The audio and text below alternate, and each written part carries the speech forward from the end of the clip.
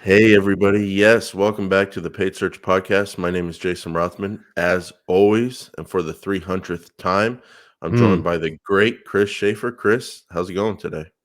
Jason, I am well. I want to apologize to our listeners if you hear the echo. I have a very empty room that I'm currently in, changing locations for the first time in a while. So I'm going to get that fixed. But bear with us. Hey, episode 300. I think you guys are in it for the long haul anyway.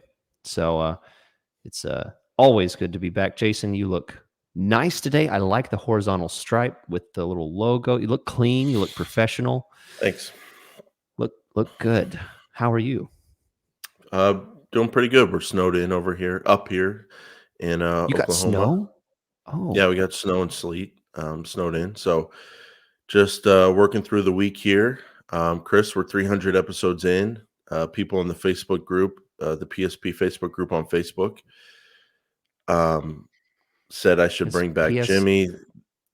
PSP Facebook group on Facebook. on Yeah, Facebook, it's right? I not was just that making sure complicated. I Yeah, got the whole name right. yeah, yeah. They said bring back Jimmy, bring back the jokes, and Can we? no, I Can we thought just do a about it. Can we do a quick Jimmy? How is he doing? I mean, it's the 300th episode. What a perfect Yeah, time to it just bring is. him in. It is. I'll It tell is. I'll Yeah. tell you why you're not going to do Jimmy. I'll tell everyone right now. You're not going to do Jimmy when we're on camera. No, I've done Jimmy on camera. I was looking Oh, back at you the did? YouTube channel. Did it a lot. Yeah, but it's just I'm in a different point in life, and the world's in. I don't know. Everything's different. So Okay. no, not happening. Do you want to get sentimental here on our show Oh yeah. today, I or mean, do you that's want to? Okay, that's why I'm here. I'm hoping I'm going to cry by the end of it. yeah. Well, we're 300 episodes in, and we thought it would be a good time to kind of check in on the state of Google Ads. What's changed since we started the show in 2016? Where are we at now? What are some of the top things that come to mind when we think about running Google Ads campaigns these days? So we've got a little bit of a list here. We're going to go through different topics that came to mind.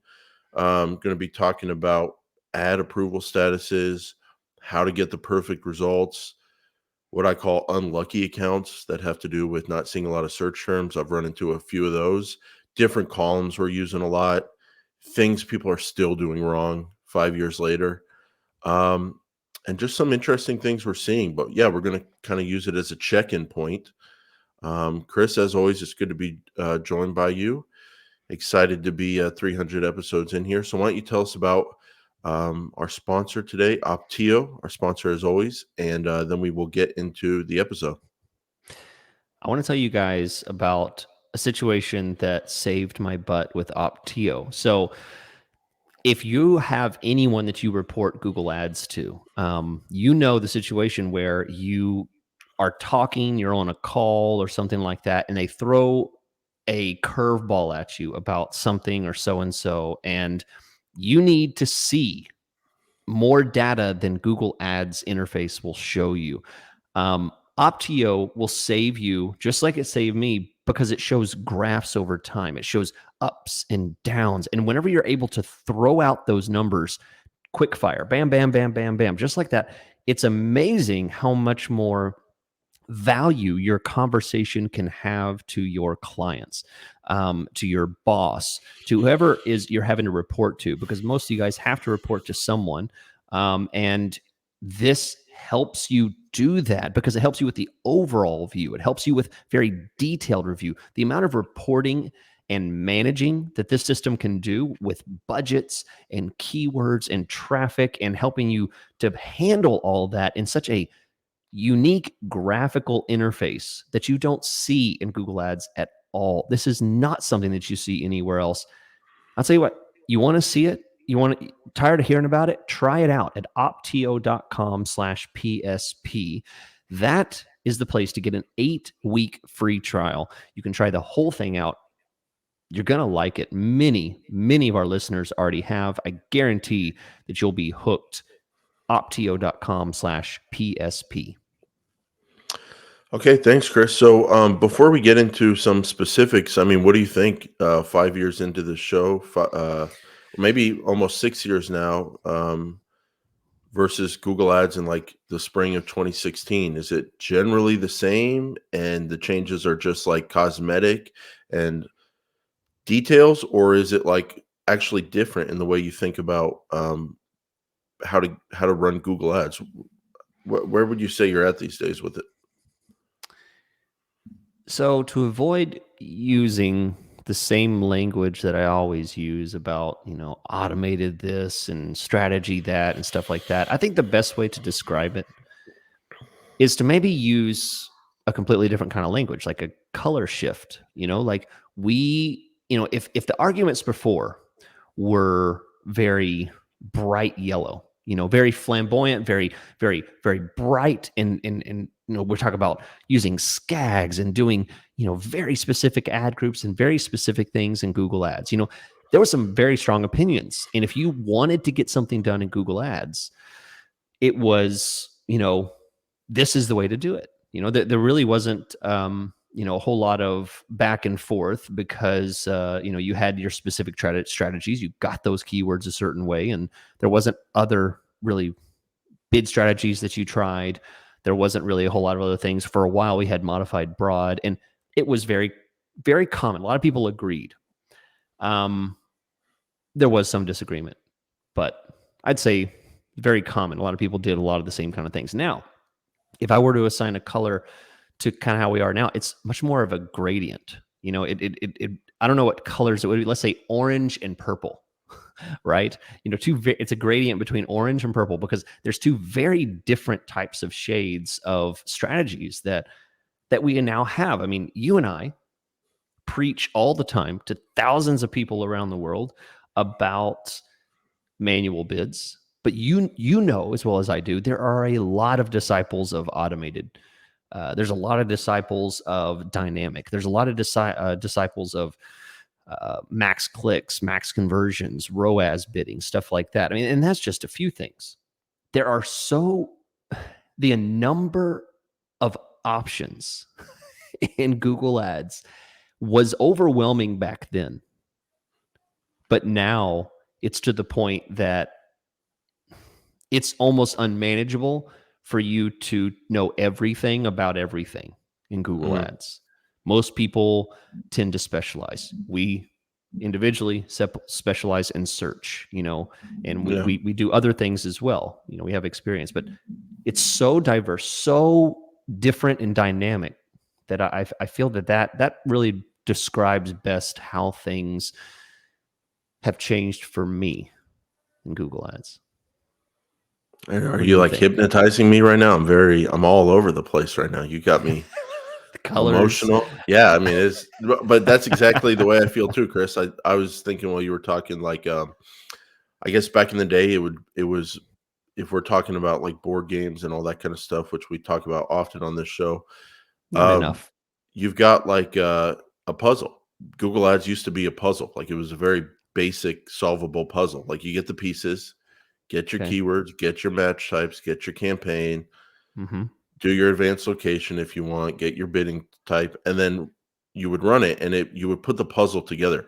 And it was Yep. always kind of the same puzzle. But now I kind of think of it as like where's Waldo? It's like you flip the page to the new scene that Waldo's in, and it's like just a bunch of just new stuff, and let's try to find Waldo. And you try to find Waldo somewhere on the page. He's always in a different part. He's always dressed, or he's always in a different section. It's a different set of dynamics you're looking at, but you can find them. You can still have success, is my metaphor there. But everything's different for like every single account, it seems like these days. And the strategies that get you to a successful point for different advertisers, depending on, we'll talk about it a little bit, but the kind of data you can see in your account changes from account to account with the search terms. The looseness of phrase match keywords seems to change from industry to industry. And I'd say it's just a lot more dynamic. There's a whole lot more Mm-hmm. going on. Makes it more difficult, if you don't want to lie, to talk about it to new clients and to sell them, because people want Yeah, it's certainty. true. They want to know what they're going to get into. And I'm just an honest guy. So my answer a lot of time is I don't know. We'll find out. I don't know. Mm-hmm. We'll find out. people hate hearing that. But that's kind of where it's at these days. Yeah, that's really true. I agree because I mean the last thing that I want to tell someone is results are guaranteed, or you will get this number of phone calls or leads or whatever, and there's always another way to do it, and because options are so diverse, the options are so there's so many options available. I find myself, maybe questioning more often. Um, am I choosing the right thing? Is there something? Before I don't think I questioned as much, but I Because think it because was there's a so many more simpler options. puzzle. Yeah. Yeah, there you go. There's so many more pieces that could fit. Now instead of one piece that fits there, there's like five pieces that fit there. And which one should I choose? Is this the Mhm. best option? Yeah. I will say I like it because I mean it makes the job 6 years in, well from the show, but like 8 years in for me, more interesting as time goes on. Hmm. And I also feel like my skills are more valuable because there's more things to consider and things to try. So I definitely like that it's gone in this direction. It's probably gone in this direction due to just evolving technology and their capabilities. Yeah. So It's Chris, yeah, go ahead. that's a whole software thing. I mean, whether you're using a software, I mean, I've been doing Google Ads since 2003, and I mean, we're like almost like 20 years of this, and it's it's it's looking back over time of Google Ads. Um, what's surprising to me is that the system still works, no matter what we say about the complexity and options available to us. It still works. It's more complex. I think that it takes more time and more testing, and there's more questions, but it still works. And that's something that is really quite an accomplishment, because look at anything else that's been around for 20 years. Does it still work the same? Does Yeah. it provide the same results? Is it even around for 20 years? Well, I I know mean, that's something to there's be a lot said. of evolution and things change, but they need to stick to the basic fact of people are searching for what you offer as an advertiser and you can get in front of them. And Yeah. if you stray from that too much, it's probably going to lose its power as an advertising platform. But they haven't strayed from that. It, I don't think they have. They've added more features and more capabilities, and I would say maybe more options for users to stray from that if they want to. Mm. But Hmm. if they can just stick and continue to stick to keeping it simple, show up on what people are searching when they're searching for exactly what you offer, they can keep that edge, as we've seen and talked about other advertising platforms not being able to maintain. Yeah. So, Chris, that said, first thing that came to my mind with like Google Ads these days, um, is the limited ad statuses. Oh Like, boy. as maybe to some people as trivial as that sounds, it's really not if you're managing a bunch of accounts and have different clients dealing with it. But literally the first thing that came to my mind when I thought about the state of Google Ads in 2022 is the limited ad status, the approval status Yeah. issues, the system flagging your ads for like housing policy, this policy, that policy. Um, there's a couple industries now I just will not work in because it's such a tough situation. We'll talk about how we handle this, but are you getting that from clients? Like, why does it say my ads are limited? Why do I have this approval issue on my ads? Does that make sense that that would be my top of mind thing? Yeah. There are so there are so many like Google red flags. I use the word red flags a lot, but I'm talking about red flags that Google gives you, from um, limited spend to your bids aren't high enough, all the way down to low search volume on keyword, to the ad being non-fan. I mean, how if you had to guess, do not have this number, Jason, but if you had to guess, let's each pick a number. How many different policy violations could you get on one ad? I mean, Probably at least 4 or 5, and I was one thinking thing what 20. I was wow, thinking there has to be like you could get 20 because everything from think about it, punctuation, misspelling, yeah, housing, medical, non-friendly, guns, violence. I mean, there's all kinds of things that you could get. Government. I mean, there's all kinds of policy things that you can if you you try trademark and when you don't even know what the there trademark's you go. for. Trademark's a big one. Yeah. And what bugs me is that these limited status indications on the keywords and you ask, how to handle it. Um a lot what bugs me is I don't know how much limitation Mhm, those status indicator when it says trademark, how much am I losing? yeah. That's one thing we never know. We don't know how So, much we're losing. you've got things like restricted targeting, accepting requirements for different industries. It's just there's a lot of those notifications, and to me, it kinda stems from just a self-regulation mindset. Facebook is going through this as well, where there's a lot of talk about the regulatory environment, and to get ahead of that, they seem to be self-regulating. But Mhm. from a user perspective, it's causing a lot of problems where you're not doing anything wrong. A lot of times the frustration is that you're in an industry maybe related to housing or land or something like that, and you're not even advertising for a portion of that industry that has to do with problems that are caused with that industry, but because the website talks about a house or it talks about land or real estate, or the ads talk about that, you get flagged with something. And like you said, the most frustrating part is you don't know how much that's affecting your campaign. So I've got a two-step strategy, Chris. I contact support and ask for help and say, hey, should this status be on there? Can we get it removed? What do we need to do? If we need to do something, take a shot at it, see what happens. And then from there, if I'm getting volume and spending the budget I want to spend, I do my best to forget about it because Yeah. it's such Yeah. an uphill battle. And sometimes it's just going to be that's the way it's going to be.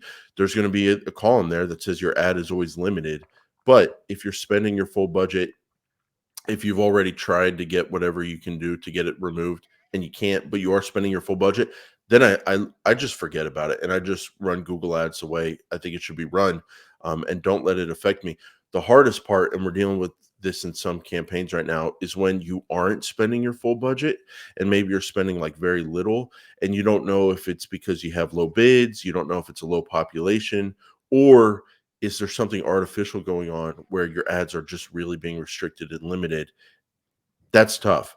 Yeah. And so that's the hardest part. And I guess you just have to narrow down, like raise your bids. And if that doesn't solve the problem, then you know it's not your bids.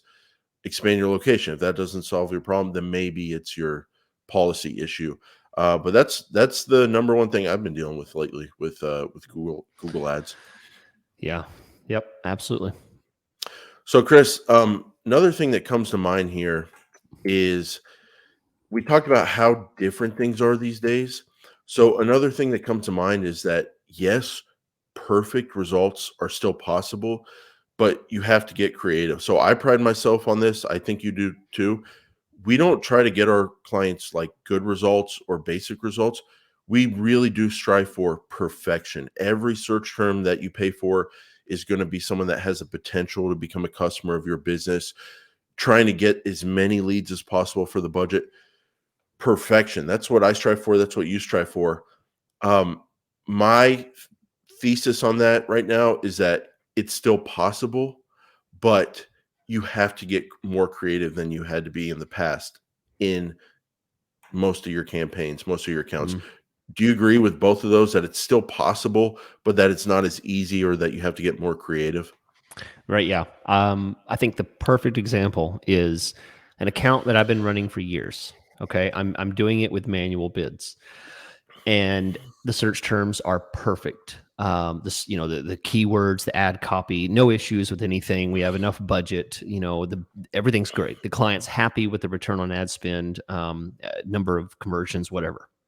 Okay. And then I think, in a moment of weakness, I think, well, what if I do? and then a flood of ideas can come out. What if I do a broad match campaign that targets, high funnel, and this and this? You and I both know it'd be completely different kind of traffic, right? If I did something like that. So that pops into my head. So, I need to try something like that. Another thing is, I take that perfect campaign. What if I did max conversions? What if I did max clicks? Depending on the situation, one of those could actually get the client maybe 30%, 50%, 100% more clicks, or 30%, 20% more conversions, simply because of the bid strategy. They are very different now, manual versus automated, and then automated are very different from each other. So just these little things, you think you have, the perfect account, you have everything set up right. Because there's so many options, you really start to, say like, well, I mean, if I throw this at it, which I've never done, a dynamic campaign, or I blend YouTube along with this, a branding kind of campaign with YouTube. What kind of uplift could it give the search campaign? I mean, there's so Mm. many options now. It's incredible. Yeah, and, you got audiences and demographics in there as well, Yep. things like There you go. call bid adjustment, device bid adjustments, all that stuff. I think where my thought on creativity comes is that, and the requirement for creativity, to me, I've been thinking a lot about phrase and exact match keywords. I would never ever used to separate phrase and exact inside their own ad groups or even on campaigns. I'm seeing some people do that these days, and even though I don't do it a lot, I'm more open to that now. I find myself in some cases running a lot more exact match only um, ad Okay. groups and campaigns in certain industries. Because here's the deal, Chris, with phrase match. If you look at that update where they combined phrase match and broad match modified and created updated phrase match, and you look at that bubble that they show you for its new phrase will be a little smaller than old broad match modified, but still a lot bigger than old phrase. That's a huge difference versus the way phrase match used to be. And Yeah. here's the deal, like, it's not like we're talking about, it's different from account to account. It's not every industry, it's not every account, but sometimes phrase match is freaking crazy. And it even Yeah. goes down to the keyword level. Like, sometimes I'll have a keyword phrase match, I'll have a keyword that's like pretty close to that keyword phrase match, but there's just something that the system sees different with that second keyword, and it opens it up to wildly different searches. And so I'm always having to judge, like, on a keyword by keyword basis, how loose is this phrase match keyword going to be for this industry, for this advertiser, and then from a keyword to keyword level. And I don't know, you really have to keep your eye on that. And the old school approach of, I want to show up on the exact right searches, sometimes it's not even the right approach anymore, because sometimes weird phrase match keywords convert, and then they seem weird because you can't see a lot of their search terms.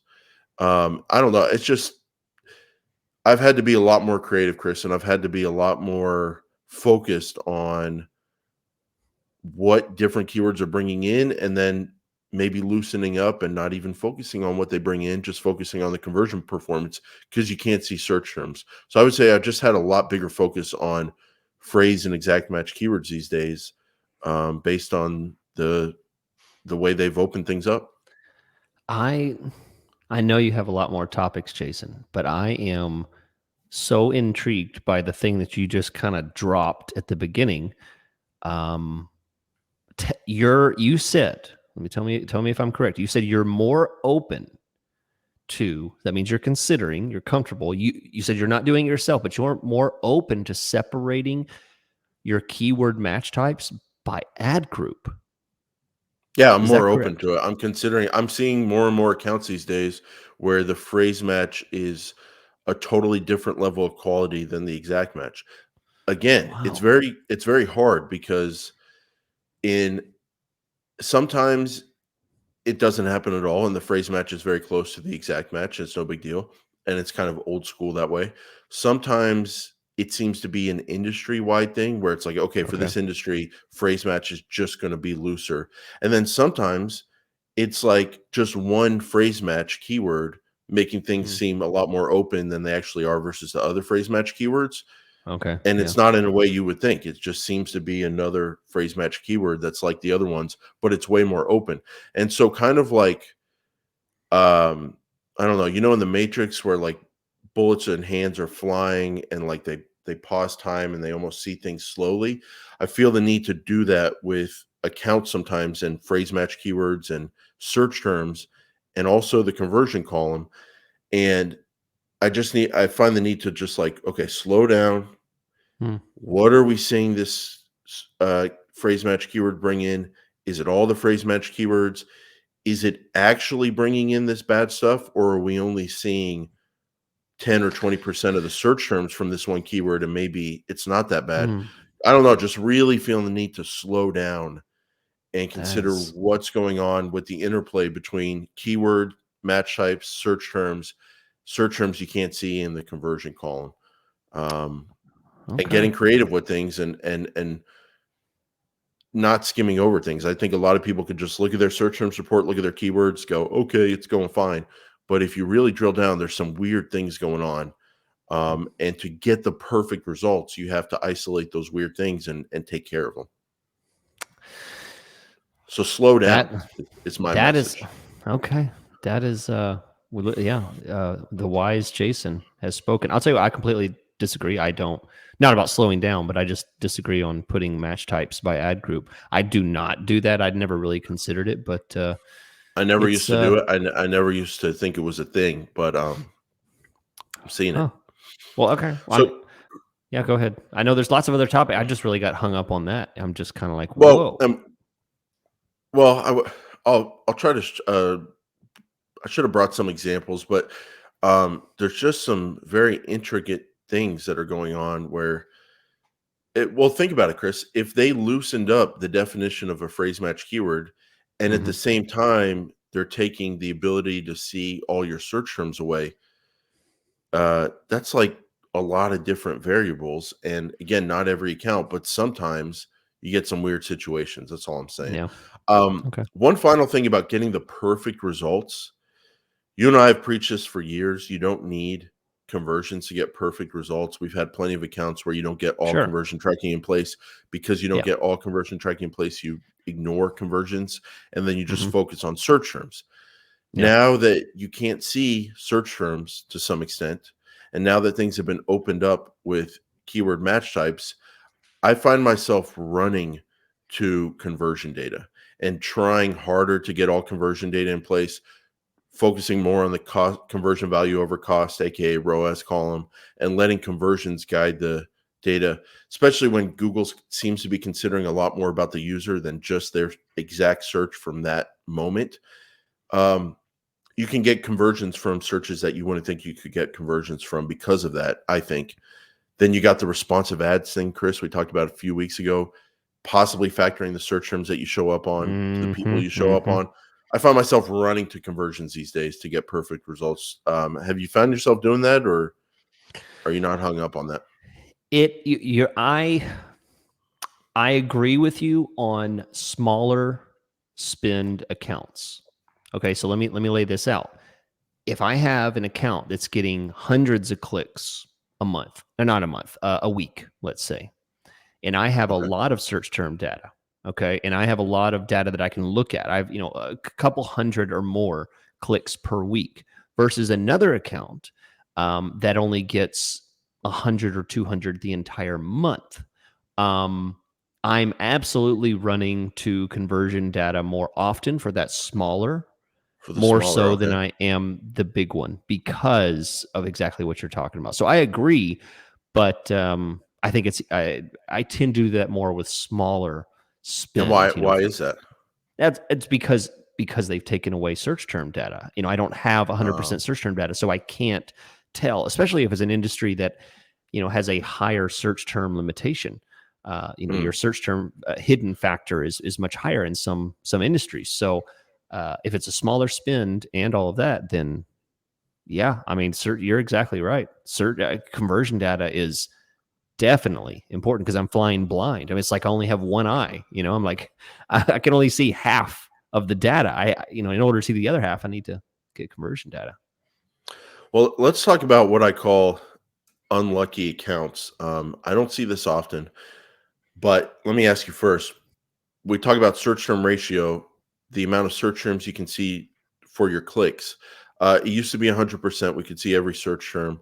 Then they start taking away search terms to some extent. And I guess we kind of think of the average as you can see 60 to 80% of your search terms versus your clicks, I would say on average. Mhm. What's the worst you've ever seen with that ratio, that search terms to click visible ratio? I mean, on smaller accounts, I've seen 0%. Like I've seen no clicks at all. If something No gets search like, terms at all for your clicks. sorry, yeah, no search terms at all on something that gets maybe like one or two clicks, and it's in the legal industry or Like how criminal, many something like clicks that. a week Like are we talking? 3, 4, something like Okay, that. and we're talking so maybe like 12 to 50 clicks a month. Hmm. Under 50. 100 clicks a month. Under Yeah, 50 clicks a we're month, talking yeah. like 12 to 20 clicks a And I month. guess some Yeah, people may ask, "Well, how could that happen?" Well, if you have a $2,000 a month if you have like $1,000 a month budget and your cost per click is yeah. $50, we're talking 20 clicks. Yep. Yep, Yeah. because it's in the legal industry, and yeah, I've seen ones that I might look at an entire month of history, and I see one or two search terms, and that's all I see. And then the Yeah. rest is 0 click with just impressions. And they didn't get any Yeah. clicks. I have a client now in the, real estate space, Oh and yeah, the ratio housing. is that's a frustrating thing. No, it's not housing. It's in the real estate space. Well, they call It it doesn't housing. have to yeah, that's the frustrating thing. It gets hit Yeah, with limited housing yeah, approval and all that, and that's why we're not uh huh, seeing search terms, but it's not housing. It's in a different kind of the real estate yeah. space. But the ratio in there is about 20%. And, Gosh, and is it Chris, higher spend? Is it a lot of clicks? I mean, yeah, it's a $4 to $5,000 a month account, Yeah, so you should be getting and lots of traffic. So you're oh, talking. we get tons of clicks, yeah, and So it really is frustrating because and especially, like, it's a ton of clicks from not that many keywords, so there's mhm, a few keywords that are making up a huge percent of those clicks, and those keywords are the ones that get hardly any search term data because of privacy issues with the real estate space, but again, why would it just doesn't make sense, but I'll tell you, Chris, can the man beat the machine, with manual bids? I used to always beat the machine. Um, and very rarely can I not beat the machine. But in this case, I've had trouble. We're now 2 months into the campaign, beating the machine because the machine was set on like a target return on spend and uh, automated strategy, and it was getting the cost per conversion and return on spend that the client wanted. I'm running the same keywords, same kind of bids, but just doing it manually to get a little bit more control. mhm, Yeah, it's not going to plan. The reason yeah, why is because I can't see the search terms that these clicks are bringing in. I can't clean up the search terms and get rid of the bad searches because I can't see them. And then, so what's the variable? The variable is the machine knows more about the user that they yep, choose to show these searches to. I don't know about the user because I'm not the machine. And it's unlucky in the sense that the man can't beat the machine. It's fine in the sense if you're okay with an automated bid strategy, I guess. But the client came to me because they were frustrated about the lack of control. They were frustrated about seeing bad searches come in. So yeah, it's just very tough. And it's a new kind of management skill set you need to build when you can only see 10 to 20% of the search terms. It's a crazy yeah. thing to be managing an account like that.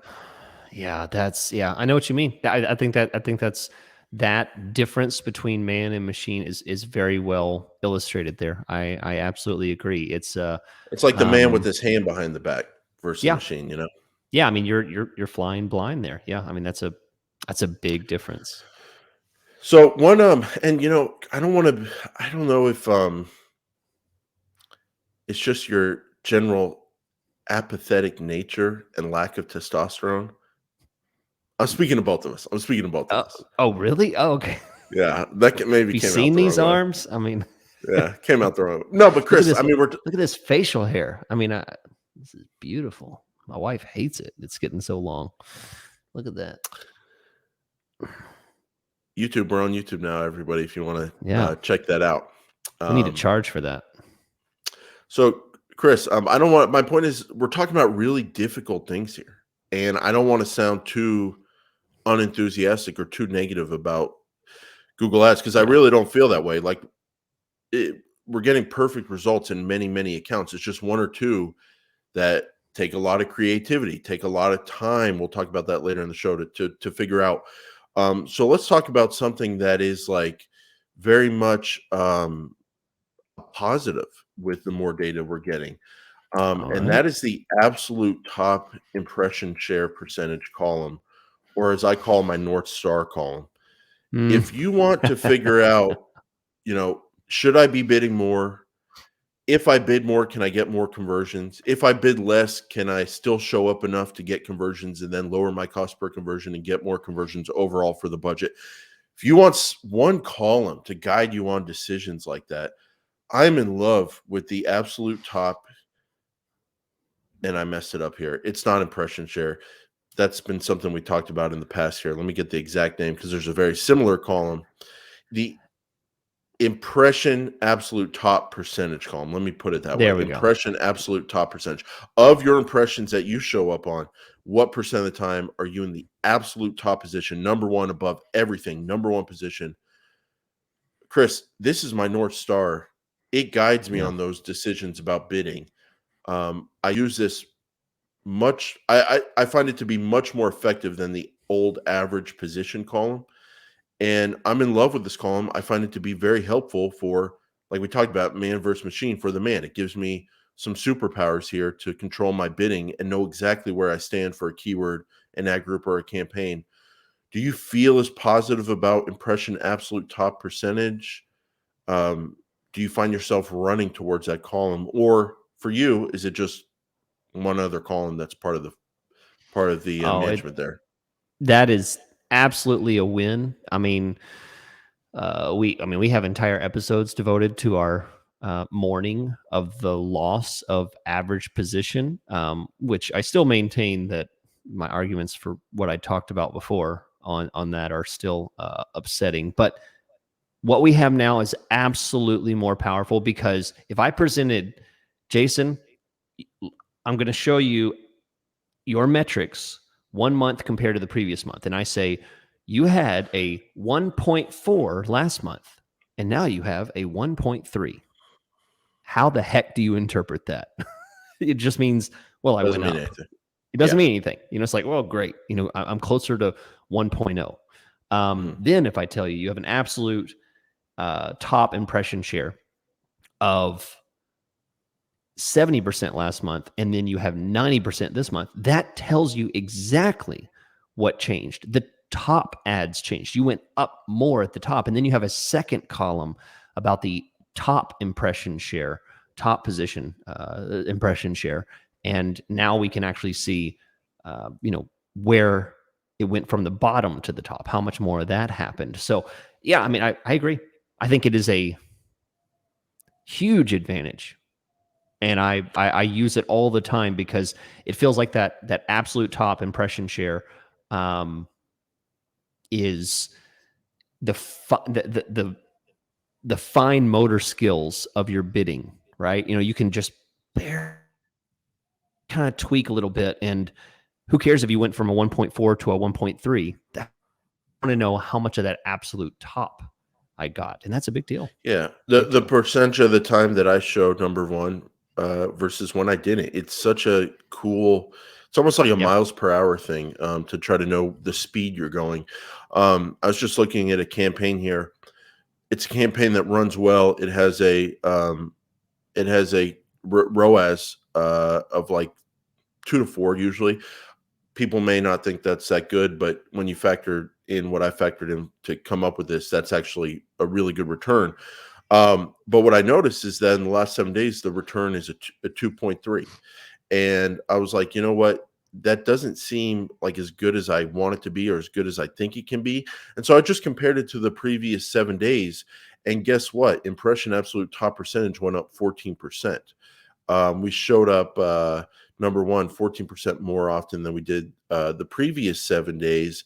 Because of that, cost per click went up 10%, and our conversion value over cost, our ROAS, is like 27% worse. There's other factors, but it gave me a good like guideline. Like, yeah, maybe slow it down a little, lower the bids a little. You'll still show up number one, close to where you were, but cooling it off can get your ROAS back where you want it. So I love that column. It's something I think a lot about now as we're reflecting on just where we're at with Google Ads. It's one of the great tools inside of Google Ad.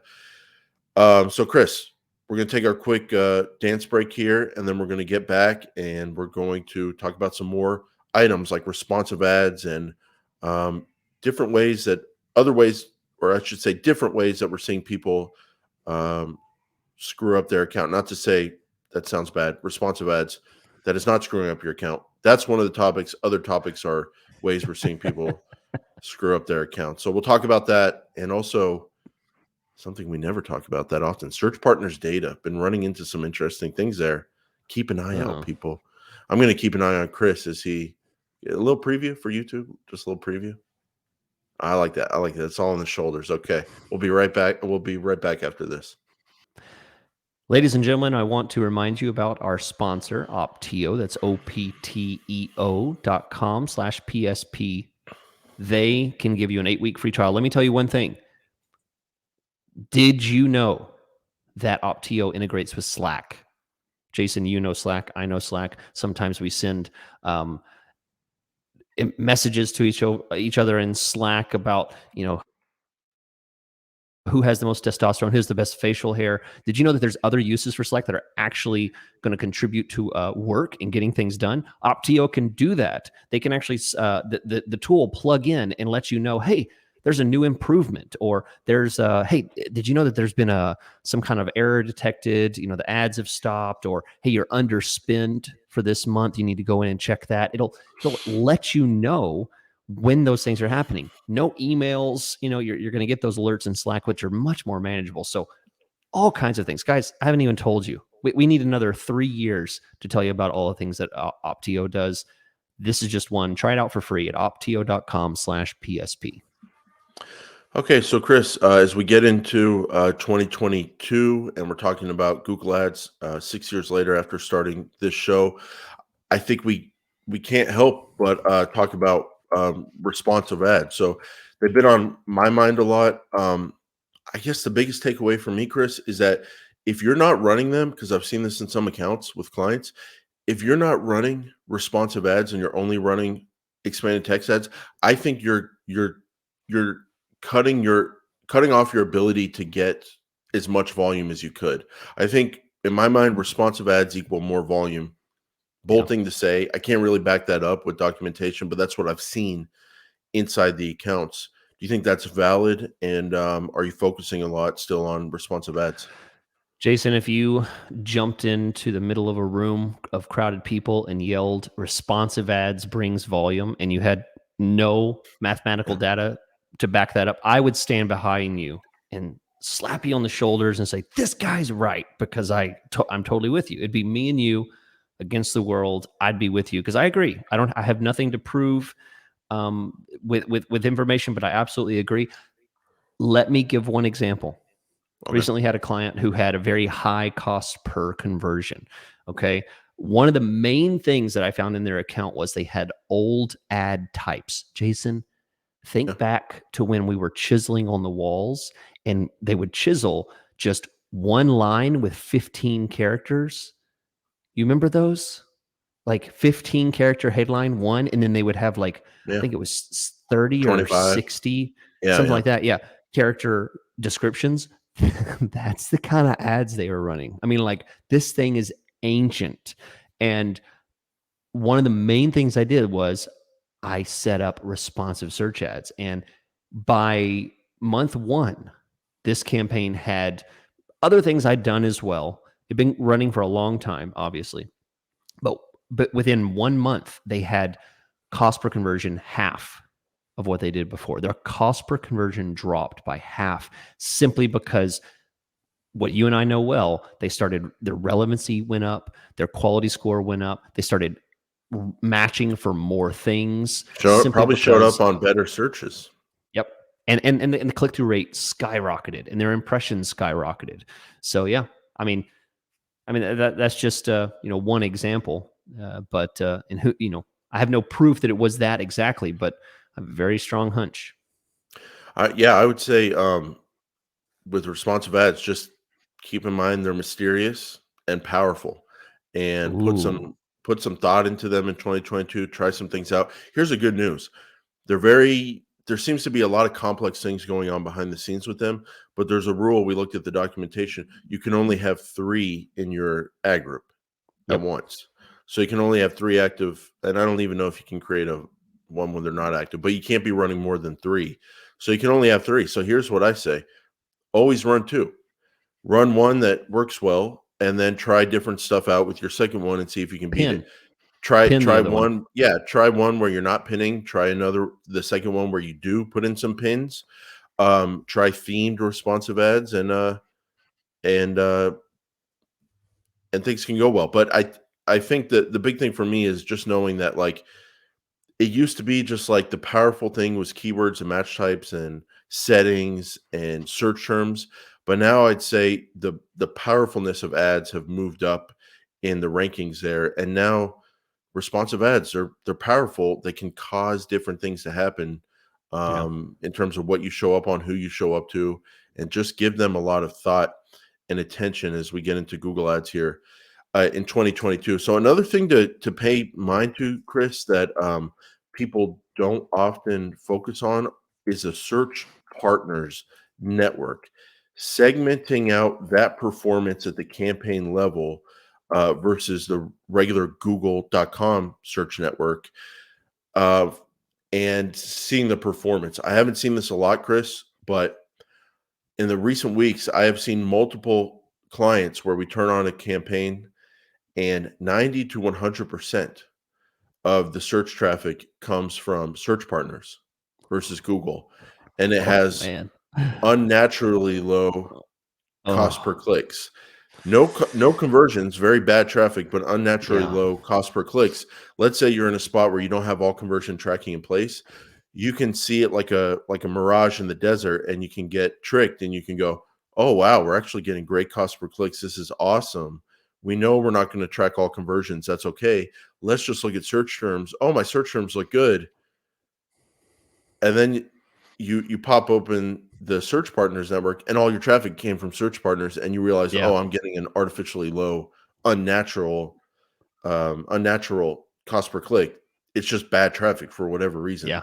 You better Haven't seen you that better check the often, but I yeah. was gonna say sorry, I was gonna say you Go better ahead. check your you better check your locations of where your traffic's coming from. Not the referrals, but geographically, where are these people coming from? I don't know. I've Good absolutely luck with seen that, because as I well, understand it, if you're targeting like the state of Texas, but you don't have it locked down to presence, and you've got it people in or interested in, I don't even think at this point you can see where they no, come from not in Google Ads. I'm outside talking of about like Texas. Yeah. check in your analytics, check Mm, your mm. IP listings and stuff like that. So where these people are coming from outside of Yeah, Google Ads, because yeah, Google has stopped giving us that information. You no longer can see exact location data of your traffic. They've stopped showing that, unfortunately. But yeah. yeah, Are they I've all seen that coming before. from one place? It's just weird.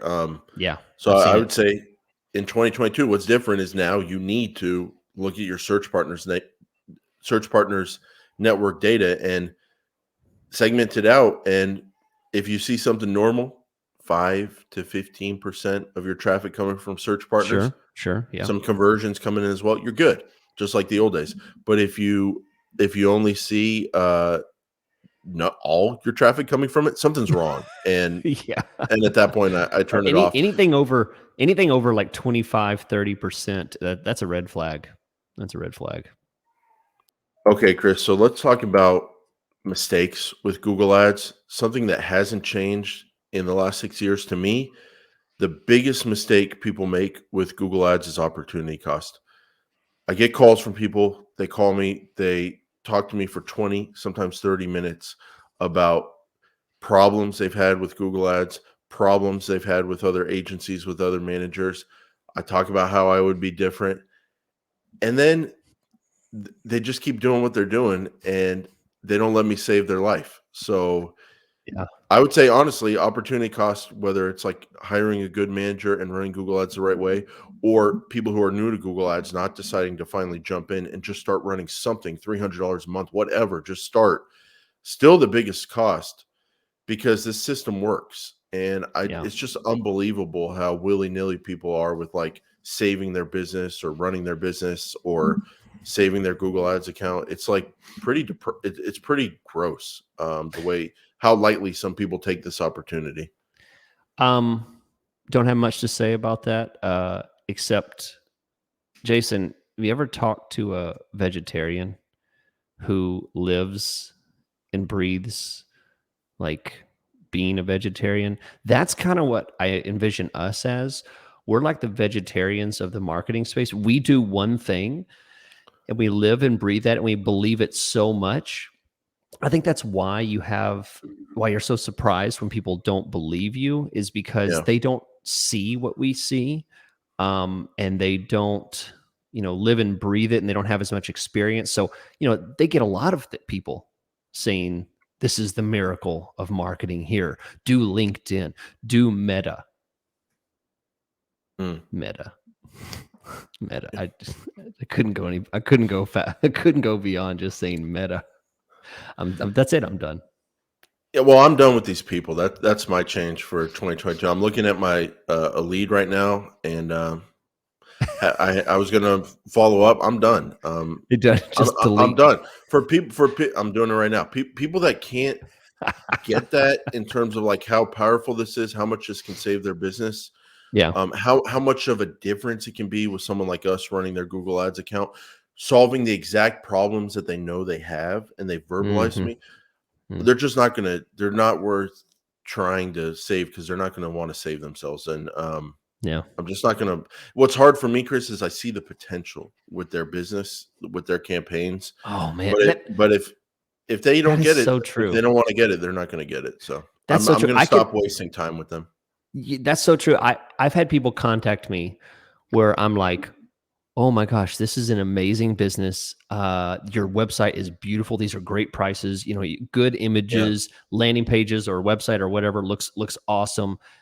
You're getting super low CPC, but you're just doing a few things wrong. Please, like I'm on the edge of saying like I'll do it at half price. Just please let me do it. This is going to be an amazing campaign. And you've seen me get fired from accounts when you're like, you got fired from that account. You're like, that's a beautiful account that you were running. Look, yeah, look at those CPCs. Look at the conversion. I know perfect what you account. mean. I know, Yeah. I know, and it's sad. It is infuriating. All right, so we're going to end on a positive note Oh, when we good. plug ourselves and plug our newsletter. But one more negative note to close the show out here, Chris. Oh, What? good. Oh, phew. I could do. What? You could use a little more negative. That's good. Yeah. Well, we're talking about what's changed and what's not changed in the 6 years we've been doing this podcast. Hmm. One thing that has not changed is that people are still screwing up their Google Ads accounts by doing Uh, basically just making too many changes and not being letting. themselves. Yeah, but here's the deal, Chris. Making too many changes is still a problem, but the devastating thing is that what we talked about at the top of the show, we're in the Where's Waldo era of Google Ads. Like Yeah. if you make a bunch of changes, it's even more impactful.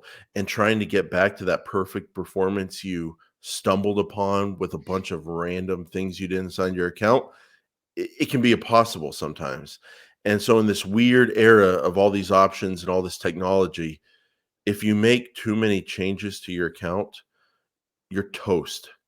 Yeah. And it's just, I've still seen people not be able to help themselves. Another example here, Chris, is looking for your own ads.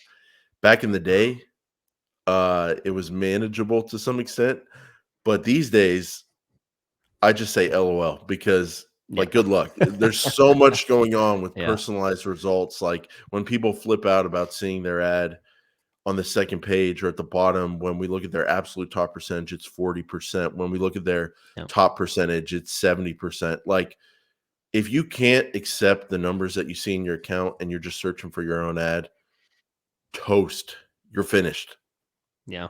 If you don't believe the metrics in the horse's mouth, how are you going to make adjustments? How are you going to improve your campaign? Mhm, You don't have to physically see the product in order to believe the metrics that are on the screen. So yeah, I think that just comes with experience. People understanding that it's a machine, it's a virtual product. There's nothing that you can hold in your hand, and yeah, that those are. I'll tell you what, that usually coincides with accounts that fail, people that don't take it seriously, people that don't trust it. That mhm. usually all kind of goes together. So I do wanna end on, uh, one positive here. Well, A lot of people ask, "How much should I spend on Google Ads? What should my monthly budget be?" They just ask. They don't really have an yeah, idea of what to spend. Another question we get a lot is, "How long does it take for Google Ads to work? When will I see results?" I'm gonna say a bold thing here, Chris. 90. I'm gonna say 90 days. okay, If you want Google Ads to work, you better run it for at least 3 months, at least okay. 90 days. If you wanna ask me how much you should spend, I would say take a number you're comfortable with and divide it by 3 months. Have a monthly budget that you can sustain and spend for 3 months in a row. And if that means you need to go with the smaller budget, that's fine. But I think you gotta run for 3 months these days. There's so many options, which you talked about, like, so many different options, so many paths to try to find success. Patience is something I've been preaching recently. Ad approval issues, ramp up, all that kind of stuff.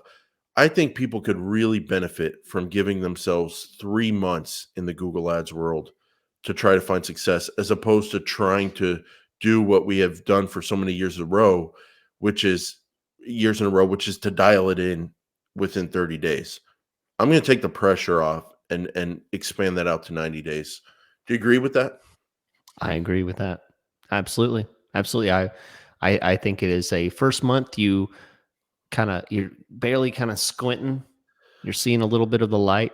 Month two, you're starting to kind of look around and getting your bearings. Month three, you realize either you're headed straight towards the train that's about to run you over, or you're headed towards the gold mine. I mean, you're going to figure that out by month three, I think. Yeah. What do you have for lunch today, Chris? Jason, I'm glad you asked. I have here in a celebration of our 300th episode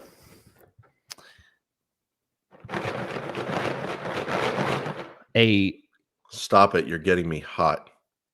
28 serving container of cheddar goldfish. Mm. I've been just pounding this, Jason. Just not a sponsor, but I'll tell you what. Give us a call. I'll tell you. I mean, I The will. official food of the Paid Search Podcast, the official Yes. snack. Here we go. Just here's Jason. I know you don't. I didn't send you any, but here's to another Hold on, I wanna three. timestamp this because this will get a lot of views for us on YouTube. People like watching you eat with your mouth here, Chris. Okay. Okay. Take a Hey, bite. here's to another 300. Thank you guys. We'll be here. Make sure you stay with us. Mm.